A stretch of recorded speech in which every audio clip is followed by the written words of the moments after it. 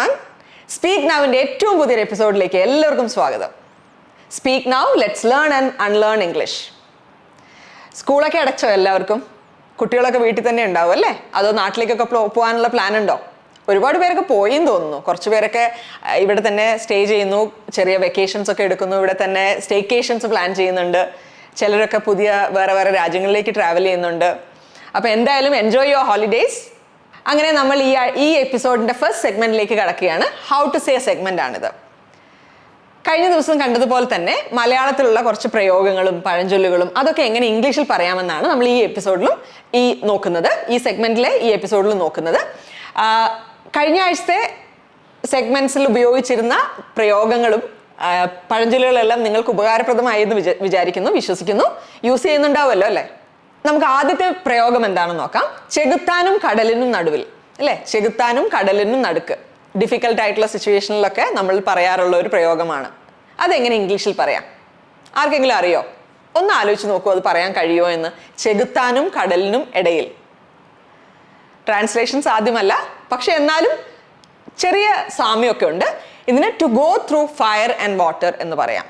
To go through fire and water എന്ന് പറയാം. ചെകുത്താനും കടലിനും നടുവിൽ. രണ്ടാമത്തേത്, പൊന്നും കുടത്തിന് എന്തിനാ പൊട്ട്? നമ്മൾ ആരെങ്കിലുമൊക്കെ സുഖിപ്പിക്കാൻ വേണ്ടി നമ്മൾ പറയുന്ന സ്ഥിരമായിട്ട് പറയുന്ന ഒരു കാര്യമാണ് അല്ലെ? പൊന്നും കുടത്തിന് എന്തിനാ പൊട്ട്? ഇതെങ്ങനെ ഇംഗ്ലീഷിൽ പറയാൻ പറ്റുക? ആലോചിച്ചിട്ടുണ്ടോ? പറയാൻ ശ്രമിച്ചു നോക്കൂ, കിട്ടുന്നുണ്ടോ? Why paint the lily? Why paint the lily എന്ന് പറഞ്ഞു കഴിഞ്ഞാൽ ഇതേ അർത്ഥം തന്നെയാണ് നമുക്ക് കിട്ടുന്നത്. അതായത് പൊന്നും കുടത്തിന് എന്തിനാ പൊട്ട് എന്നുള്ളത്. മൂന്നാമത്തെ പ്രയോഗം, കാള പെട്ടെന്ന് കേട്ടാൽ കയറെടുക്കരുത്. ഭയങ്കര ദേഷ്യക്കാരായ മനുഷ്യരോട് അല്ലെങ്കിൽ പെട്ടെന്ന് റിയാക്ട് ചെയ്യുന്ന ആളുകളോടൊക്കെ നമ്മൾ പറയുന്ന ഒരു കാര്യമാണ് അല്ലേ? കാള പെട്ടെന്ന് കേട്ടാൽ കയറെടുക്കരുത്. ഇതെങ്ങനെ ഇംഗ്ലീഷിൽ പറയാം? മച്ച് അഡോ അബൌട്ട് നത്തിങ് എന്നാണ് ഇതിന് ഇംഗ്ലീഷിൽ പറയാം. കാള പെട്ടെന്ന് കേട്ടാൽ കയറെടുക്കരുത് എന്ന അർത്ഥത്തിൽ നമുക്ക് ഉപയോഗിക്കാവുന്ന ഒരു പ്രയോഗമാണത്. മറ്റൊന്ന്, ചെല്ലം പെരുത്താൽ ചിതലരിക്കും. കുട്ടികളെ ഒരുപാട് കൊഞ്ചിക്കരുത് എന്നുള്ള അർത്ഥം തരുന്ന ഒരു പ്രയോഗമാണ് അല്ലെ? ചെല്ലം പെരുത്താൽ ചിതലരിക്കും എന്ന് എപ്പോഴും നമ്മൾ പ്രത്യേകിച്ച് പേരൻസിനോടൊക്കെ പറയാറുണ്ട്. അപ്പോൾ അതെങ്ങനെ ഇംഗ്ലീഷിൽ പറയാമെന്ന് നോക്കൂ. Spare the rod and spoil the child. Spare the rod and spoil the child എന്നാണ് ചെല്ലം പെരുത്താൽ ചിതലരിക്കും എന്ന് പറയുന്നത് ഇംഗ്ലീഷിൽ പറയാൻ പറ്റുന്നത്. മറ്റൊന്ന്, ദാനം കിട്ടിയ പശുവിൻ്റെ വായിൽ പല്ലെണ്ണരുത് എന്ന് പറയും അല്ലേ? വെറുതെ കിട്ടിയ കാര്യമാണ്, മിണ്ടാതിരുന്നോണം, അതിനെ കുറ്റം പറയരുത് എന്നാണ് അതിൻ്റെ അർത്ഥം. അപ്പോൾ അതെങ്ങനെ നമുക്ക് ഇംഗ്ലീഷിൽ പറയാമെന്ന് നോക്കാം. Beggars cannot be ചൂസേഴ്സ്. Beggars cannot be ചൂസേഴ്സ് എന്നാണ് ഇങ്ങനെ ഈ ഒരു സാഹചര്യത്തിൽ നമുക്ക് ഉപയോഗിക്കാൻ പറ്റുന്ന ഒരു പ്രയോഗം. മറ്റൊന്ന്, ഇരു തോണിയിൽ കാല് വെക്കരുത്. ചില ആളുകൾ അങ്ങനെയാണല്ലേ? അവിടെയല്ല ഇവിടെയല്ല എന്നാൽ രണ്ടിടത്തും ഉണ്ട്, അങ്ങനെയുള്ള ചില മനുഷ്യരുണ്ട്. അപ്പോൾ അവരോട് നമ്മൾ പറയാറുള്ള ഒരു കാര്യമാണ് ഇരു തോണിയിൽ കാല് വെക്കരുത്, വെള്ളത്തിൽ ചാടുമെന്ന് പറയാറുണ്ട് അല്ലെ? അപകടം ഉണ്ട് എന്ന് പറയാറുണ്ട്. അപ്പം ഈ ഒരു സാഹചര്യത്തിൽ നമുക്ക് ഇതുപോലൊരു സാഹചര്യം വന്നു കഴിഞ്ഞാൽ ഉപയോഗിക്കാൻ പറ്റുന്ന ഒരു പ്രയോഗമാണ് no man can serve two masters. No man can serve two masters എന്ന് പറഞ്ഞു കഴിഞ്ഞാൽ ഇരു തോണിയിൽ കാല് വെക്കരുത് എന്നാണ്. അപ്പോൾ ഇന്ന് എന്തൊക്കെ പ്രയോഗങ്ങളാണ് നമ്മൾ കണ്ടതെന്ന് നോക്കാം. ആദ്യത്തേത്, to go through fire and water. ചെകുത്താനും കടലിനും ഇടയിൽ. വൈ പെയിന്റ് ദ ലിലി എന്ന് പറഞ്ഞു കഴിഞ്ഞാൽ പൊന്നും കുടത്തിന് എന്തിനാ പൊട്ട്. കാള പെട്ടെന്ന് കേട്ടാൽ കയറെടുക്കരുത്. Much ado about nothing. ചെല്ലം പെരുത്താൽ ചിതലരിക്കും. Spare the rod and spoil the child. ദാനം കിട്ടിയ പശുവിൻ്റെ വായിൽ പല്ല് എണ്ണരുത് എന്ന് പറയാൻ നമുക്ക് ബെഗേഴ്സ് കനോട്ട് ബി ചൂസേഴ്സ് എന്ന് പറയാം. അവസാനത്തേത്, രണ്ട് തോണിയിൽ കാല് വെക്കരുത്. No men can serve two masters. അപ്പോൾ ഈ പ്രയോഗങ്ങളെല്ലാം മറന്നു പോകാതെ ഓർത്തു വെക്കണം, ഉപയോഗിക്കാൻ ശ്രമിക്കണം.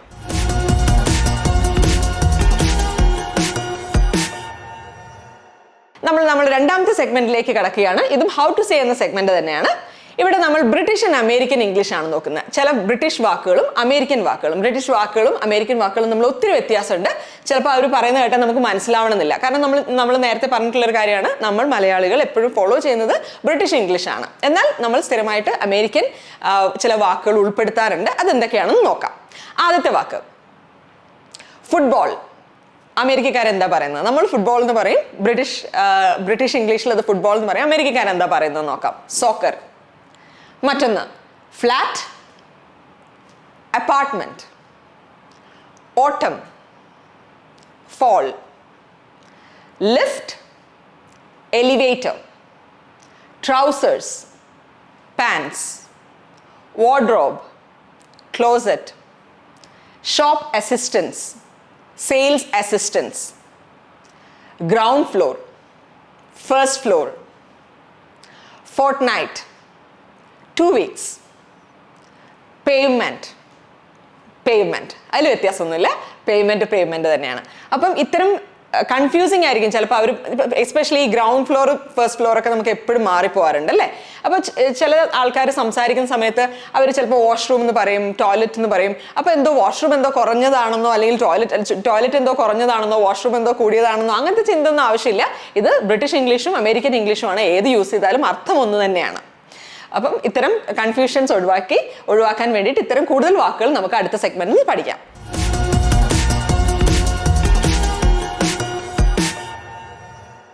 നമ്മൾ ഈ എപ്പിസോഡിലെ മൂന്നാമത്തെ സെഗ്മെന്റിലേക്ക് കടക്കുകയാണ്, spot the errors.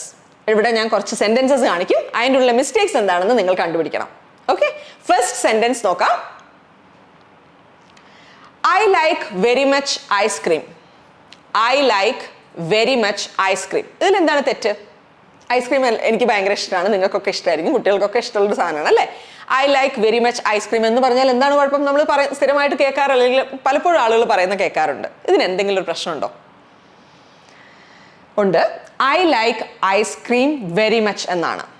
I like ice cream very much. നമ്മൾ സെന്റൻസ് സ്ട്രക്ചറിനെ കുറിച്ച് ഇതിനു മുമ്പ് ഒരു എപ്പിസോഡിൽ ഡിസ്കസ് ചെയ്തിരുന്നു. ആ സെന്റൻസ് സ്ട്രക്ചറാണ് ഇവിടെ തെറ്റിപ്പോയിരിക്കുന്നത്. അപ്പോൾ അവിടെ ആ വെരി മച്ച് എന്നുള്ളത് അവസാനം ഉപയോഗിച്ച് കഴിഞ്ഞാൽ മാത്രമേ അതിന് കൃത്യമായിട്ടുള്ള അർത്ഥം വരുള്ളൂ. അല്ലെങ്കിൽ അത് മലയാളത്തിൽ നിന്ന് അതേപോലെ ട്രാൻസ്ലേറ്റ് ചെയ്തതുപോലെ ഇരിക്കും. ഇനി മറ്റൊന്ന്, are you in home? Are you in home ആൾക്കാർ ചോദിക്കാറുള്ള ഒരു ചോദ്യമാണ് അല്ലേ. ആർ യു ഇൻ ഹോം, അതെങ്ങനെയാണ് കറക്റ്റ്? അതിൻ്റെ എന്താ പ്രശ്നം? ആർ യു ഇൻ ഹോം എന്നാണോ? ഈ ഹോം ആൻഡ് ഹൗസ് എന്നുള്ളത് നാട്ടിലൊക്കെ ഭയങ്കര ഡിസ്കഷനായിട്ട് ഇരിക്കുന്ന ഒരു സമയമാണ്. എല്ലാവർക്കും അറിയാമല്ലോ ഡിസ്കഷൻ അല്ലേ. അപ്പം ഈ ആർ യു ഇൻ ഹോം എന്നാണോ ചോദിക്കേണ്ടത്? ആർ യു അറ്റ് ഹോം എന്നാണോ? ആർ യു അറ്റ് ഹോം എന്നാണ് ചോദിക്കുന്നത്. വീട്ടിലുണ്ടോ എന്ന് ചോദിക്കാൻ വേണ്ടിയിട്ട് ആർ യു അറ്റ് ഹോം എന്നാണ് പ്രയോഗം. മറ്റൊന്ന്, we stood on a queue for half an hour. We stood on a queue for half an hour. On a queue ആണോ ഇൻ എ ക്യൂ ആണോ? We stood in a queue for half an hour അല്ലേ. ക്യൂവിൽ നിൽക്കുകയായിരുന്നു, അരമണിക്കൂർ ക്യൂവിൽ നിന്നു എന്നാണ്. ഇനി മറ്റൊന്ന്, we cross the river with a boat. We crossed the river with a boat. അതിലെന്താണ് മിസ്റ്റേക്ക്? അവിടെ പ്രപ്പോസിഷനിൽ ഉള്ളൊരു മിസ്റ്റേക്കാണ്. വിത്ത് എ ബോട്ട് ആണോ ഇൻ എ ബോട്ട് ആണോ? We cross the river in a boat ആണ് അല്ലേ. ഇൻ എന്നുള്ള പ്രപ്പോസിഷനാണ്, വിത്ത് എന്നുള്ള പ്രപ്പോസിഷൻ അല്ല അതവിടെ യൂസ് ചെയ്യേണ്ടത്. മറ്റൊന്ന്, I don't remember my first day in school. ഇതിലെന്താണ് തെറ്റ്? നേരത്തെ പറഞ്ഞ പോലെ തന്നെ ഇൻ ഹോം അറ്റ് ഹോം എന്നുള്ള അതേ മിസ്റ്റേക്ക് തന്നെയാണ് ഇവിടെ വന്നിരിക്കുന്നത്. ഇവിടെ I don't remember my first day at school എന്നാണ് കറക്റ്റ് ആയിട്ടുള്ള ഉത്തരം. I don't remember my first day at school. അപ്പോൾ ഈ സ്പോട്ട് ദ എറേഴ്സ് എന്ന് പറയുന്ന സെഗ്മെന്റിൽ നമ്മൾ സ്ഥിരമായിട്ട് കേൾക്കുന്ന കുറേ മിസ്റ്റേക്സ് ആണ് നമ്മൾ ഉൾപ്പെടുത്തിയിട്ടാണ് ഈ സെഗ്മെന്റ് ചെയ്യുന്നത്. അപ്പോൾ അതുകൊണ്ട് തന്നെ ഈ ഒരു സെഗ്മെന്റും കുട്ടികൾക്കും, ഞാൻ നേരത്തെ പറഞ്ഞ പോലെ തന്നെ കുട്ടികൾക്കും എക്സാം എഴുതുന്നവർക്കും നമ്മൾ സാധാരണയായിട്ട് ഇംഗ്ലീഷ് സ്ഥിരമായിട്ട് യൂസ് ചെയ്യുന്നവർക്കൊക്കെ യൂസ്ഫുൾ ആയിട്ടുള്ള ഒരു സെഗ്മെന്റ് ആയിരിക്കും. അതുകൊണ്ട് തന്നെ ഇത് യൂസ് ചെയ്യാൻ ശ്രമിക്കുക. Thank you so much.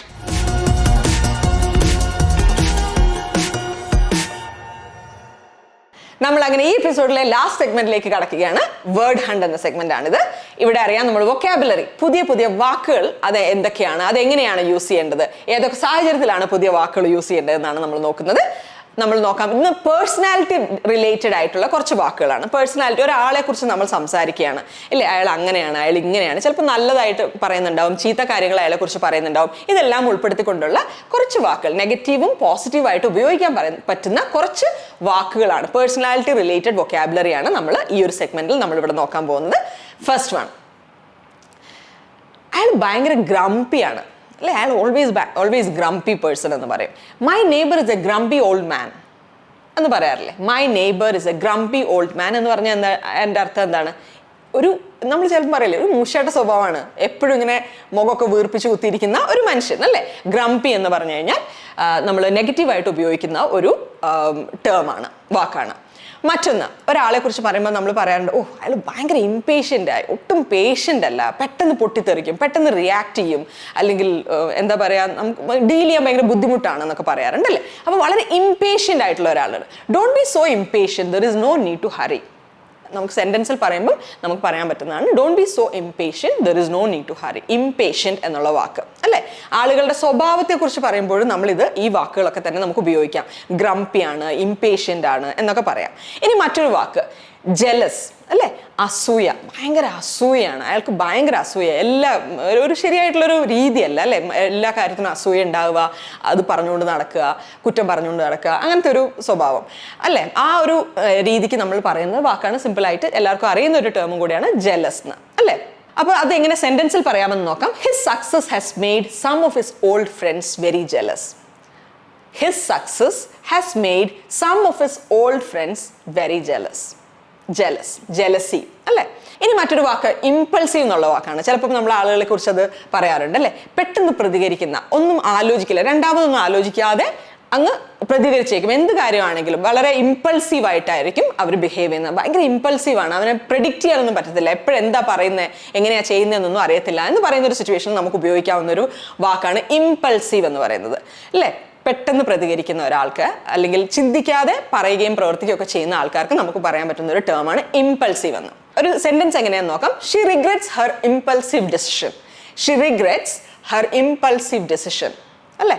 Decision ചിലപ്പോൾ പലപ്പോഴും ഇത്തരത്തിലുള്ള ആൾക്കാർ എടുക്കുന്ന ഡെസിഷൻസ് കുറച്ച് കഴിയുമ്പോൾ അവർ അതിനെ റിഗ്രറ്റ് ചെയ്യും. പെട്ടെന്നുണ്ടാകുന്ന ഒരു ആവേശത്തിൻ്റെ പുറത്ത് വൈകാരികമായിട്ട് എടുക്കുന്ന തീരുമാനങ്ങളൊക്കെ ആയിരിക്കും.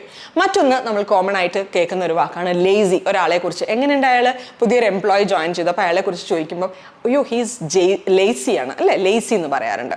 He was not stupid, just lazy. അയാൾ മണ്ടനൊന്നും അല്ല, പക്ഷെ കുറച്ച് മടിയനാണ്, അതാണ് പ്രശ്നം എന്ന് നമ്മൾ പറയാറുണ്ട് അല്ലേ. അപ്പോൾ ഇത്തരത്തിലുള്ള വാക്കുകളെല്ലാം തന്നെ നമ്മൾ നെഗറ്റീവായിട്ട് ഒരാളെ കുറിച്ച് പറയാൻ വേണ്ടിയിട്ട് നമ്മൾ ഉപയോഗിക്കുന്നതാണ്. ഇനി ഇത്തരത്തിലുള്ള ചില പോസിറ്റീവായിട്ടുള്ള പേഴ്സണാലിറ്റി ട്രെയ്റ്റ്സ് ആണ് നമ്മൾ നോക്കാൻ പോകുന്നത്. വാക്കുകൾ, വൊക്കാബുലറി, പേഴ്സണാലിറ്റി ട്രെയ്റ്റ്സ് എന്നാണ് ഇതിന് പറയുന്നത്. അപ്പം ഫസ്റ്റ് വേർഡ് അംബീഷ്യസ് എന്നാണ്. അംബീഷ്യസ് അല്ലേ. അത് ചിലപ്പോൾ പലപ്പോഴും അത് ആൾക്കാർ, പ്രത്യേകിച്ച് സ്ത്രീകളെ കുറിച്ചൊക്കെ പറയുമ്പോൾ നമ്മൾ ഭയങ്കര അംബീഷ്യസ് ആണെന്നുള്ളത് വളരെ നെഗറ്റീവായിട്ട് യൂസ് ചെയ്യാറുണ്ട്. അതൊരിക്കലും ഒരു നെഗറ്റീവായിട്ടുള്ള ഒരു കാര്യമല്ല, പോസിറ്റീവായിട്ടുള്ളത് തന്നെ ഒരു ടേമാണ്. അപ്പം she is a career woman. She is an ambitious career woman അല്ലേ. അപ്പം എംബീഷ്യസ് എന്നുള്ള വാക്ക്. രണ്ടാമതൊന്ന് കാമാണ്. ഒരാൾ ഭയങ്കര കാമാണെന്ന് പറയാം, ഭയങ്കര ശാന്തതയൊക്കെ ഉള്ളൊരു മനുഷ്യനാണ് എന്ന് പറയും. She is such A calm and A quiet student. She is such A calm and quiet student അല്ലേ. ടീച്ചേഴ്സൊക്കെ ചിലപ്പം നമ്മൾ പേരൻസ് മീറ്റിങ്ങിനൊക്കെ പോകുമ്പോൾ നമ്മുടെ മക്കളെ കുറിച്ച് പറയുന്നതാണ്, she is such A calm and quiet student. നമ്മുടെ മക്കളെ കുറിച്ച് പറയുമെന്ന് അറിയത്തില്ല, പലപ്പോഴും ചില കുട്ടികളെ കുറിച്ചൊക്കെ പറയാറുള്ളൊരു വേർഡാണ് അല്ലെങ്കിൽ ടേമാണ് കാമാണ്, ക്വയറ്റ് ആണ് എന്നൊക്കെ പറയാറുണ്ട്. ഇനി മറ്റൊരു വാക്കാണ് ജെന്റിൽ. പലരെ കുറിച്ചും പറയുമ്പോഴും നമ്മൾ പറയാറുള്ളത് വളരെ സൗമ്യനായിട്ടുള്ള ഒരു മനുഷ്യനാണ്, നല്ല സൗമ്യമായിട്ടുള്ള ഒരു വളരെ നല്ലൊരു സ്ത്രീയാണ് അവരെന്ന് പറയാറുണ്ട് അല്ലേ. ജെന്റിലാണ് എന്ന് പറയാറുണ്ട്. Gentle. Raj is very gentle with children. കുട്ടികളുടെ അടുത്തൊക്കെ നന്നായിട്ട് ഡീൽ ചെയ്യാൻ അറിയാം, വളരെ സൗമ്യനായ ഒരു മനുഷ്യനാണ് എന്ന് പറയാൻ വേണ്ടിയിട്ട് നമുക്ക് അങ്ങനെ ഉപയോഗിക്കാം. അടുത്ത വാക്ക് ഹംബിൾ അല്ലേ. വിനയമുള്ള ഒരാൾ. വിനയം, ഭയങ്കര വിനയവും എളിമയും ഒക്കെ ഉള്ള ഒരാളാണെന്ന് നമ്മൾ പറയാറുണ്ട്. അപ്പം ഹംബിൾ എന്ന് നമുക്ക് അത്തരത്തിലുള്ള ആളുകളെ പറയാൻ വേണ്ടിയിട്ട് ഉപയോഗിക്കാം. He gave A great performance but he was very humble. അവൻ ഭയങ്കര നല്ലൊരു പെർഫോമൻസ് ആണ് കാഴ്ചവെച്ചതെങ്കിലും എന്നാലും അവൻ വളരെ എളിമയും വിനയവും ഒക്കെ ഉള്ള ഒരാളാണ്. ഇനി മറ്റൊന്ന് ഡിലൈറ്റ്ഫുൾ എന്ന് പറയും. എപ്പോഴാണ് നമ്മൾ ഒരാളെ കുറിച്ച് ഡിലൈറ്റ്ഫുൾ എന്ന് പറയുന്നത്? She is a down to earth delightful person. I M very happy to have her as my guest അല്ലേ. Very delightful and down to earth person എന്ന് പറയാം. അപ്പം I M very happy to have her as my guest. വളരെ സന്തോഷം, അല്ലെങ്കിൽ നമ്മൾ ചില ആളുകളോട് ഇടപെടുമ്പോൾ നമുക്കറിയാം അവരിലുള്ളൊരു സന്തോഷവും അവരുടെ ഒരു പോസിറ്റിവിറ്റിയും ഒക്കെ നമ്മളിലേക്ക് പകർന്നു കിട്ടും. അങ്ങനത്തെ ഒരു ചില ആൾക്കാരുണ്ട് അല്ലേ. അത്തരത്തിലുള്ള ആൾക്കാരെ കുറിച്ച് പറയുന്നതാണ് ഡിലൈറ്റ്ഫുൾ ആയിട്ടുള്ളൊരു പേഴ്സണാലിറ്റിയാണ് അയാൾ. അപ്പം നമുക്ക് അങ്ങനെ യൂസ് ചെയ്യാം. She is a down to earth and delightful person. I M very happy to have her as my guest എന്ന് പറയാം.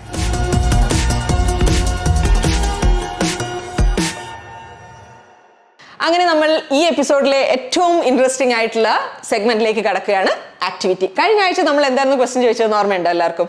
അതിന്റെ ഉത്തരം കണ്ടുപിടിച്ചോ? ചോദ്യം ഇതായിരുന്നു, വേണമെങ്കിൽ ചക്ക വേരിലും കായ്ക്കും. ഇതെങ്ങനെയാണ് ഇംഗ്ലീഷിൽ പറയാൻ പറ്റുകയെന്ന്. ഉത്തരം കിട്ടിയോ?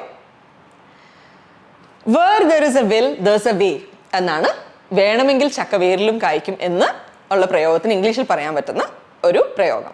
ഇംഗ്ലീഷിൽ ഇങ്ങനെ നമുക്ക് ഉപയോഗിക്കാം. Where there is a will there is a way. നമ്മളത് സ്ഥിരമായിട്ട് ഇംഗ്ലീഷ് ഉപയോഗിക്കുന്ന ആൾക്കാർ അത് സ്ഥിരമായിട്ട് പറയാറുള്ളതാണ്. പക്ഷെ ഇതെങ്ങനെ മലയാളത്തിലും ഇംഗ്ലീഷിലും എന്ന് ചോദിച്ചു കഴിഞ്ഞാൽ നമ്മൾ അപ്പോഴൊരു കൺഫ്യൂഷൻ ഉണ്ടാവും അല്ലേ? അപ്പൊ അത്തരം കൺഫ്യൂഷൻസ് ഇനി വേണ്ട. വേണമെങ്കിൽ ചക്ക വേരിലും കായ്ക്കും എന്ന് പറയണമെന്നുണ്ടെങ്കിൽ ഇങ്ങനെ പറഞ്ഞാൽ മതി. ഇനി നമുക്ക് ഈ ആഴ്ചത്തെ ആക്ടിവിറ്റി എന്താണെന്ന് നോക്കാം. ഈ ആഴ്ചത്തെ ആക്ടിവിറ്റി ഒരു പേഴ്സണാലിറ്റി ട്രെയ്റ്റ് ആണ്. നമുക്ക് വളരെ വിനയമൊക്കെയുള്ള, വളരെ സൗമ്യനായ, വിനയമുള്ള ആൾക്കാരെ കുറിച്ച് നമ്മൾ പറയുന്ന ഒരു വാക്ക് എന്താണ്? അവരെ നമ്മൾ എങ്ങനെയാണ് വിളിക്കാറ്? ഒരൊറ്റൊരു വേർഡ് ഉണ്ട്, ഒരു ടേം ഉണ്ട്, എളിമ, ലാളിത്യം. ഇതൊക്കെ ഒത്തുചേർന്നിട്ട് ഒരു മനുഷ്യൻ, അത് എത്ര പൊസിഷനിൽ, എത്ര വലിയ പൊസിഷനിലോ എത്ര വലിയ പവറിലോ ഒക്കെ ഇരിക്കുന്ന ആൾക്കാരായിരിക്കും. പക്ഷെ അവരെ കുറിച്ച് നമ്മൾ പറയൂ എന്തൊരു നല്ല മനുഷ്യനാ, എന്തൊരു വിനയമാ, എന്തൊരു എളിമയാ, എന്തൊരു ലാളിത്യമാണെന്നൊക്കെ പറയുമ്പോൾ നമ്മൾ അവിടെ അതിനെല്ലാം കൂടെ ഒരൊറ്റൊരു വാക്ക് നമുക്ക് ഉപയോഗിച്ചാൽ മതി ഇംഗ്ലീഷിൽ. ആ വാക്ക് എന്താണെന്ന് അറിയോ? അപ്പൊ ഈ പേഴ്സണാലിറ്റി ട്രേറ്റ് എന്താണെന്ന് കണ്ടുപിടിക്കും. ഇതാണ് ഈ ആഴ്ചത്തെ ചോദ്യം. സോ ഈ എപ്പിസോഡിലെ എല്ലാ സെഗ്മെന്റ്സും നിങ്ങൾക്ക് ഇഷ്ടമായി, യൂസ്ഫുൾ ആയിരിക്കുമെന്ന് വിചാരിക്കുന്നു. എല്ലാവരും കാണില്ലേ? കുട്ടികളോടൊക്കെ കാണാൻ പറയണം. സ്കൂളൊക്കെ അടച്ച സമയമാണ്. ഒരുപാട് സമയം ഗാഡ്ജറ്റ്സിന്റെ മുന്നിൽ ഇരിക്കാതെ കുട്ടികളോടൊക്കെ TV കാണാൻ പറയാ. ഇത് വളരെ സ്കൂൾ തുറക്കുമ്പോൾ ഇംഗ്ലീഷൊക്കെ പരീക്ഷയ്ക്കൊക്കെ നന്നായി മാർക്ക് കിട്ടാൻ ഹെൽപ്പ് ചെയ്യുന്ന ഒരു സെഗ്മെന്റ് കൂടിയാണിത്. അതുപോലെ തന്നെ IELTS-ഉം OET, PT പോലുള്ള എക്സാംസിനൊക്കെ പ്രിപ്പയർ ചെയ്യുന്ന ആൾക്കാർക്കും ഇത് വളരെ ഹെൽപ്ഫുൾ ആയിരിക്കും. സോ അടുത്തൊരു എപ്പിസോഡുമായി വീണ്ടും കാണുന്നവരെ ബൈ.